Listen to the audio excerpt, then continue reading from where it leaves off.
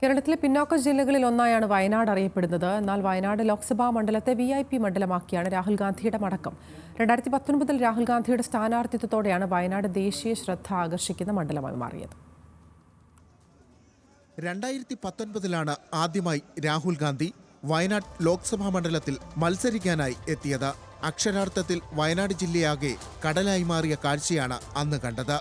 ലീഗിന്റെ കൊടിവിവാദം അന്ന് ആളിക്കത്തി. ഉത്തരേന്ത്യയിൽ പച്ചക്കൊടി വിവാദം ആളിക്കത്തിക്കാൻ ശ്രമവും നടന്നു. എന്നാൽ രാഹുൽ ഗാന്ധിക്ക് 4.5 ലക്ഷം വോട്ടുകളുടെ ഭൂരിപക്ഷം നൽകിയായിരുന്നു വോട്ടർമാർ മറുപടി നൽകിയത്. പിന്നീട് വല്ലപ്പോഴും വരുന്ന MP എന്ന ആരോപണം രാഹുൽ ഗാന്ധി നിരന്തരം കേട്ടു. എന്നാൽ വയനാടൻ ജനത രാഹുൽ ഗാന്ധിക്കൊപ്പം തന്നെയാണെന്ന് 2024 ലോക്സഭാ തെരഞ്ഞെടുപ്പ് വീണ്ടും തെളിയിച്ചു. വീണ്ടും 3.5 ലക്ഷം വോട്ടുകളുടെ ഭൂരിപക്ഷത്തിൽ രാഹുൽ ഗാന്ധി വിജയിച്ചു. 5 വർഷം കൊണ്ട് 60-ലധികം വീടുകൾ കൈത്താങ് പദ്ധതിയിലൂടെ നൽകി. വന്യജീവി ആക്രമണത്തിൽ മരണങ്ങളുണ്ടായപ്പോൾ ഭാരത് ജോഡോ യാത്ര നിർത്തിവെച്ചാണ് രാഹുൽ ഇവിടേക്ക് പാഞ്ഞെത്തിയത്.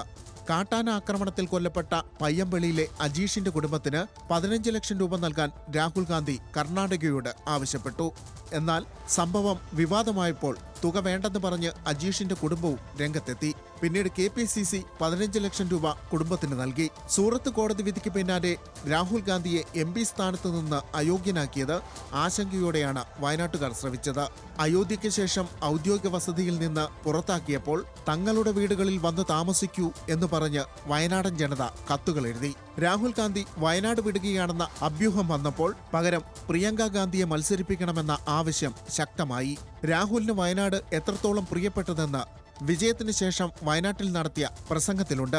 റായ്ബറേലിയോ വയനാടോ ഏതു മണ്ഡലം നിലനിർത്തിയാലും ആരെയും നിരാശപ്പെടുത്താത്ത തീരുമാനമുണ്ടാകുമെന്ന് രാഹുൽ പറഞ്ഞിരുന്നു.